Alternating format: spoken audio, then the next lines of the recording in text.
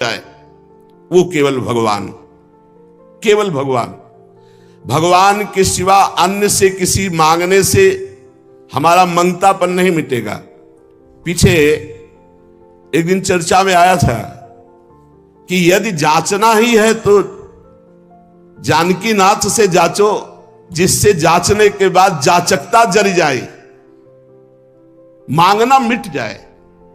पहला, विश्वास करो तुम्हारे ऊपर भगवान की विशेष कृपा है। दूसरा, हमें कभी किसी से मांगना नहीं, अगर मांगना है तो सिर्फ भगवान से। तीसरा, निरंतर हमें नाम जप करना है। ये बहुत बड़ी बात तीन है। भगवान पर दृढ़ विश्वास, अन्य किसी का आशा भरोसा नहीं, और निरंतर नाम जप। तो कह रहे बिनु श्रम तरई भवनाथ सो समराम है। अन्य कोई साधन का श्रम नहीं, उसे निश्चित भगवत प्राप्ति हो जाएगी। भगवान पर विश्वास रखकर नित्य स्मरण करने का हमें प्रयत्न करना है, प्रयत्न करना है। जितनी हमें सामर्थ्य दी है उतना हमें करना है। आगे की बात भगवान संभाल लेंगे, पक्का समझ लो। घंटों आप संसार की वार्ता कर सकते हो, घंटों घंटों आप संसार के दृश्य देख सकते हो। जैसे 3 घंटे 2.5 घंटे की फिल्म है, आपका बिल्कुल मन नहीं भागेगा। लेकिन 2.5 घंटे बैठकर माला जपो, फिर देख लो क्या दुर्दशा करता है मन, परेशान कर देगा आपको। बस यही, क्योंकि जब 3 घंटे फिल्म देखता है तो सब कुछ कवर कर रहा है प्रपंच, अनजाने में सीसीटीवी की तरह। और जब नाम जप करते हो 3 घंटे, तो वो अंदर से मन को खाली कर रहा है, मन को निर्मल कर रहा है। ये बात पकड़ लो तो हिम्मत पूर्वक डटे रहोगे, और नाम जब छोड़ोगे नहीं तो तुम्हारा मन निर्मल हो गया। जहां मन निर्मल हुआ, निर्मल जन मन सो मोहि पावा, वो भगवान को प्राप्त कर लेता है। ये विश्वास रखो, भगवान हर समय तुम्हें देख रहे हैं। भगवान सर्व सामर्थ्यशाली है, और भगवान ने तुम्हें निमंत्रण दिया है अपने साक्षात्कार का। तभी मानव देह और साधु संग और भजन के रंग में चलने का अवसर मिला है। भगवान ने तुम्हें निमंत्रित किया, आओ परमानंद का भोग लगाओ। शब्द, स्पर्श, रूप, रस, गंध, ये सब चिदानंद में भगवान के, इनका आनंद लो। जब भगवान ने निमंत्रण कर ही दिया है तुम्हें और पंगत में बैठाल दिया, ये पंगत में बैठे हो, परमानंद की भोग वृत्ति, परमानंद का भोग लगकर तुम्हें प्रसाद मिलेगा। भगवत शब्द, भगवत स्पर्श, भगवत रूप, भगवत लीला, भगवत धाम का ये जो आनंद है, ये परमानंद परोसा जाएगा। आप पंगत में बैठ गए। कोई धर्मात्मा पुरुष जब तुम्हें पंगत में बैठालता है, पत्तल दोना डाल देता है, तो इसके बाद तुम्हें उबने की जरूरत नहीं, सामान भी आएगा। वो ऐसा कंजूस नहीं कि पत्तल दोना डाल के उठा दे और भगा दे। तो भगवान ने तुम्हें बुलाया, वृंदावन आए, सत्संग सुनाया, अपने मार्ग में चलने का उत्साह दिया, तो भगवदानंद की प्राप्ति भी उन्हीं की कृपा से होगी। तुम चिंता मत करो। एक और तुम्हें बात बता दे खास, यदि भगवान के आश्रित हो गए हो, अंदर से दृढ़ भरोसा भगवान का, और निरंतर भजन भी नहीं होता, तो आपको निरंतर भजन का ही फल मिलेगा। जैसे कोई आदमी लेबर को लिवा लावे, अब भाई शाम तक के कितने लोग, बोले 500 रुपए। अब बैठ जाओ, यहां बैठ जाओ, हम आपको काम बताएंगे। और शाम तक उसने कोई काम नहीं करवाया, तो बोले उसको 500 रुपया देना पड़ेगा कि नहीं देना पड़ेगा? पक्का देना पड़ेगा ना। तो भगवान को भगवत प्राप्ति करानी पड़ेगी। बुलाया है हमको, श्री राधिका कृपा बिनु सबके मनन अगम में श्री जी ने वृंदावन बुलाया है।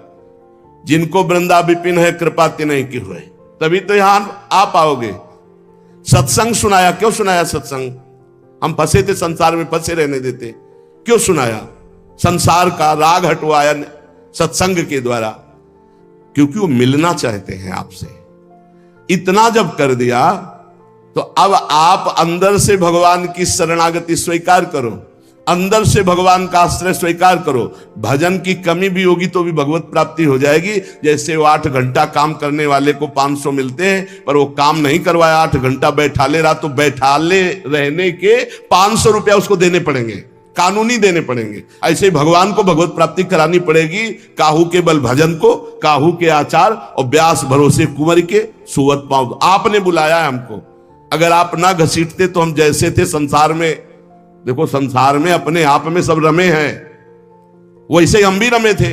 आपने घसीटा, जब आपने घसीटा तो भगवत प्राप्ति आपको करानी ही पड़ेगी। ये हमको कहने की जरूरत नहीं, वो सत्य सच्चिदानंद है, वो करवा ही देंगे। परंतु अपने को अपने विश्वास में अटल रहना चाहिए। कल एक साधक प्रश्न कर रहे थे कि कई वर्ष नाम जप करते हो गए, अभी विकार नहीं गए, तुम कई वर्ष की बात करते हो, 2-4 वर्ष की बात करते होगे। जब तक भगवत प्राप्ति नहीं हो जाती तो ये विकार धीरे धीरे कम होते हुए चिंगारी रहते हैं, खत्म नहीं हो जाते। ध्यान रखना है, हम पूरी बात अपने अनुभव की कह रहे हैं। ये चिंगारी रहते हैं, छोटे छोटे बिंदु, और अगर फूस मिल जाए तो चिंगारी को ज्वाला बनने में देर नहीं लगती। भ्रम में मत रहना, बिना भगवत साक्षात्कार के निर्विकार स्थिति नहीं होती। निर्विकारता दिखाई देती है, पर रहते हैं विकार छोटे छोटे बिंदुओं में, और जहां उसको संयोग मिला तो सिंधु होने में देर नहीं लगती। इसलिए आजीवन सावधान। भगवत प्राप्ति के लिए अन्न जल त्यागने की आवश्यकता नहीं है। बहुत बड़े महापुरुषों के वचन ध्यान से सुनना। अन्न जल का त्याग कर देने से भगवान के दर्शन नहीं हो सकते। अगर होते होते तो चलो भाई अन्न जल का त्याग कर दो तो भगवान मिल जाए, ऐसा नहीं है। ऐसा कोई शास्त्रीय नियम या संतों ने नियम नहीं बनाया आज तक कि आप अन्न जल का त्याग कर दो तो भगवान मिल जाएंगे। एक अहंकार और हो जाता है, वो अहंकार ना होने पावे। अगर हम फलाहार रहते हैं तो भजन के लिए रहते हैं, हर समय हमारा सात्विक भाव बना रहे और निरंतर भजन बने, बढ़िया बात है। पर यह अहंकार ना हो जाए कि ये तो अन्न पाते हो, मैं फलाहारी हूं, 10 भगवत प्राप्ति में बड़ी बाधा अहंकार है। निरंतर भजन और दैन्य अगर रोटी दाल पाने से होता है तो आराम से पाइए, उसी से भगवत प्राप्ति हो जाएगी। श्री भगवान की कृपा भजन से अनुभव में आती है, अन्न जल त्यागने से नहीं।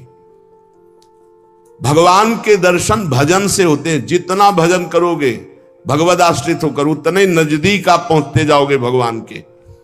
एकादश स्कंद में 9 योगेश्वर जन कहते हैं, जैसे भूखे आदमी को एक एक कवल भोजन तो तुष्टि पुष्टि क्षुधा निवृत्ति होती जाती है, ऐसे ही एक एक भजन, एक एक नाम जप संसार से वैराग्य, स्वरूप का ज्ञान और भगवान से प्रेम, ये एक एक भजन में होता जाता है। तो अब जैसे कई दिनों का भूखा है, 1 2 4 कवल पवा के रोक दो तो कुछ अनुभव नहीं होगा, और भूख व्याकुल।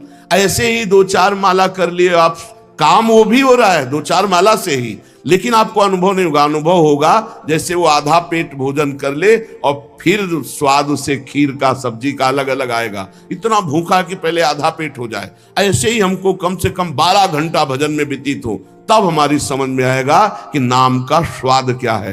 एक एक नाम संसार से वैराग्य, भगवान से प्रेम और स्वरूप का ज्ञान प्रतिपल करा रहा है। पर बोध तब होगा तब कम से कम 12 घंटा भजन 24 घंटे में होने लगे। और जिनका 24 घंटे भजन होता है, ईमानदारी से जिनका 24 घंटे चिंतन होता है, उनको कोई प्रश्न नहीं रह जाता, उनकी कोई चाह नहीं रह जाती, उनकी कोई कामना नहीं रह जाती। अपने आप भगवत साक्षात्कार, अपने आप तत्व ज्ञान होने, भजन में बहुत बड़ा बल है। तो इन सब बाहरी बातों पर साधक ना फंसे कि हम अन्न छोड़ दें, हम जल छोड़ दें, हम ये कपड़ा छोड़ दें।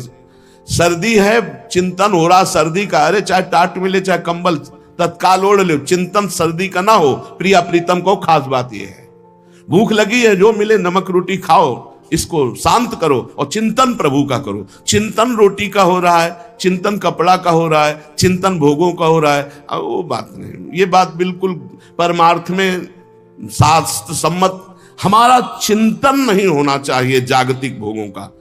भगवत प्रसाद जो मिला इसे डाल लिया उदासीन भाव से, चिंतन हमारा प्रभु का होना चाहिए।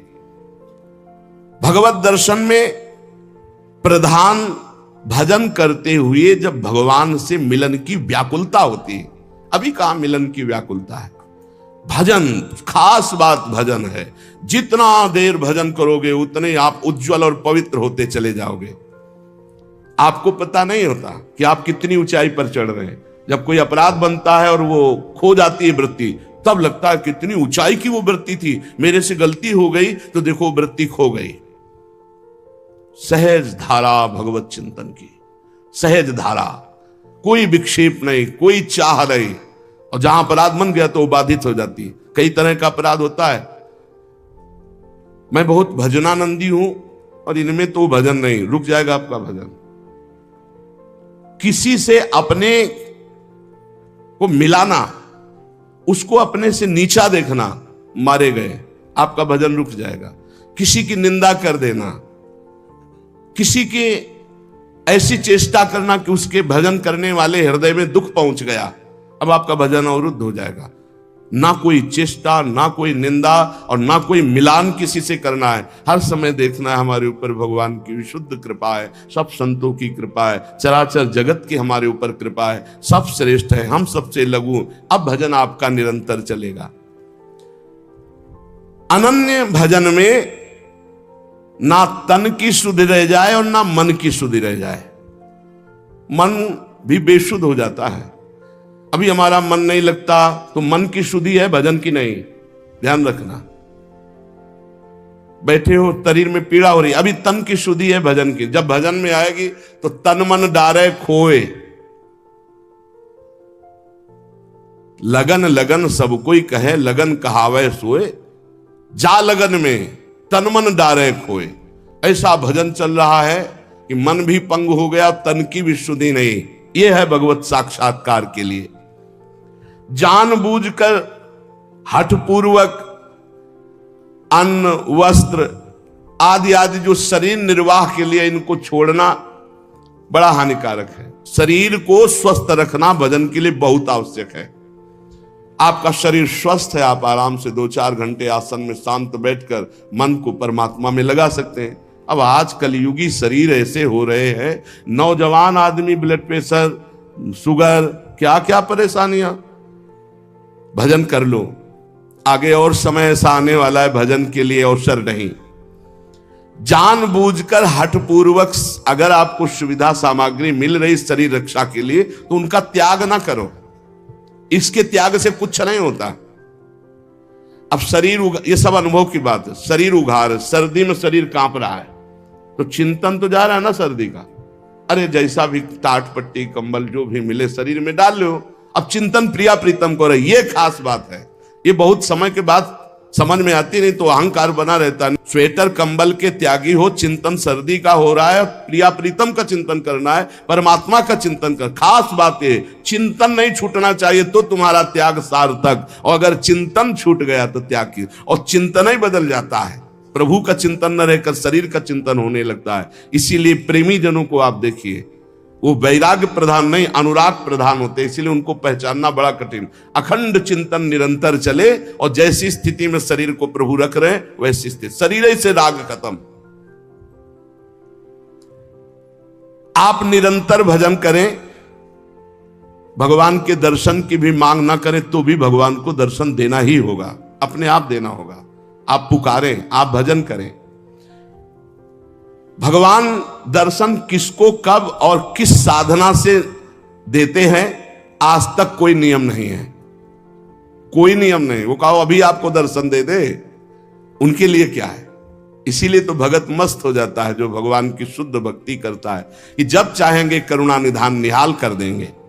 प्रभु के लिए कोई नियम नहीं है। भगवान जब जहां जिसके ऊपर कृपा करे, बहुत भगवान कृपालु हैं और आज तक जिनको मिले हैं वो बहुत सरल सहज स्वभाव वालों को मिले। ये जितनी बुद्धि लगाने वाले लोग हैं इनको बहुत दौड़ना पड़ता है, और जो सहज सरल होते हैं भगवान उनको मिल जाते हैं। भगवान जिनको मिलते हैं कैसे होते? सरल चित्त, संत सरल चित्त जगत हित, जान स्वभाव सने।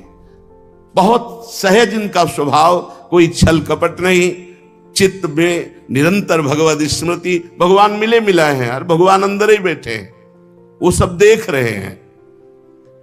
जब भगवान से चित्त जुड़ जाता है, निरंतर भगवद स्मृति होती है, तो भगवान बिना प्रार्थना के आके दर्शन दे जाते हैं। अर्थात उनके दिमाग में, उनके नेत्र में, उनके हृदय में श्री भगवान ही बसे रहते हैं। अपरिमित दयालु भगवान है, अपरिमित दयालु। उनका स्मरण करते हुए निश्चिंत हो जाओ, न दर्शन की चिंता करो, न कल्याण की चिंता करो। वर्तमान में उनका स्मरण न छूटे, ये बात पकड़ लो। कोई चिंता मत करो, सब ठीक हो जाएगा। वर्तमान में भजन न छूटे। भगवान तुम्हारे जीवन में वही विधान करेंगे जिससे तुम्हारा मंगल होगा। कड़ुआ विधान भी हो सकता है, पर विधान का फल बड़ा मंगल होगा। ऐसा निश्चय करके शांत हो जाओ, चिंता मत करो, भय मत करो। श्री भगवान की कृपा को देख देख कर तुम रुदन करोगे आनंद में, ऐसे वो कृपालु हैं। चित्त में विषाद आ जाना, चिंता आ जाना, भय आ जाना, पाप कर्म का फल है। ध्यान करना, तुम्हारा चित्त विषाद युक्त हो रहा है, भयभीत हो रहे हो, चिंता है, तो कोई पाप कर्म आपने किया है।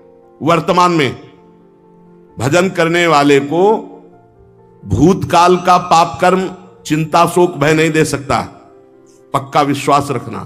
वर्तमान का पाप चिंता शोक भय देता है। इसलिए भगवान के चिंतन का ऐसा तारतम्य बनाओ कि कोई पाप संकल्प ही न बने, कोई पाप कर्म ही न हो, कोई वासना ही न हो। महापापाचार्य, पापाचरण करने वाला बोले नहीं, महापापाचरण करने वाला। और निर्वधि, कोई सीमा नहीं है कि कितना पाप कर, पाप में ही रहता है। असीम पाप करने वाला, निर्वधि असीम पाप करने वाला। महादुर्मति सते, सैकड़ों प्रकार की दुर्मति है। दुर्मति, कुमति, जो नाना प्रकार के असत आचरण कराती है, ये सबके अंदर रहती है दुर्मति। किसी को भजन सत्संग के प्रभाव से बहुत कम मात्रा में असर में आती है, और जिनको सत्संग नहीं मिला, भजन नहीं हो रहा, तो दुर्मति का ही राज्य रहता, वो समझ नहीं पाते। सुमति तो किसी किसी के हृदय में जागृत होती है। महापापाचारी है और सैकड़ों प्रकार की दुर्मति के द्वारा असत कार्य करने वाला है। और महाकाम क्रोधाद्यति परवसे दंभ वपुसी, गजब कर दिया। कामी नहीं, महाकामी है, क्रोधी है, इंद्रियों के परवश है, और दंभ धारण करता है भक्ति का, नाटक करता है भक्ति का। ना सत्संग, सत्संग से भी मतलब नहीं रखता, सत्संग में भी नहीं जाता। महाधर्म विमुखे, धर्म से भी विमुख हो गया है। पर कहीं उसको ये बात समझ में आ जाए कि अब मेरा कल्याण तो सिर्फ भगवान के धाम में ही आश्रय लेने से होगा, और वृंदावन धाम का आश्रय आवास स्वीकार कर ले और अनन्य हो जाए वृंदावन का, तो ऐसे का भी परम पद पर आरूढ़ होना निश्चित है, निश्चित। ये बड़ी गजब की बात है। साधनहीन पापाचारी, सैकड़ों प्रकार की दुर्मति वाला, महाकामी, क्रोधी, दंभी, पाखंडी है, सब दोष हैं। पर उसने एक नियम ले लिया कि अब आजीवन वृंदावन वास करेंगे, अब हमसे कुछ होने वाला नहीं। तो निश्चित उसको सत्संग मिलेगा, निश्चित रजरानी की कृपा से उसका परिवर्तन होगा, और यहां शरीर छूटा तो परम पद को प्राप्त होगा। ये धाम की महिमा है, ये अमोघ है। धाम का प्रभाव अमोघ है, विश्वास कर लो। एक कलिकाल है, साधन बल से भगवत प्राप्ति होना बहुत कठिन है। श्री चरणों का आश्रय, धाम आदि का वास आश्रय, यही हमें भागवतिक माहौल में रखकर भजन प्रभाव से श्री जी से प्रीति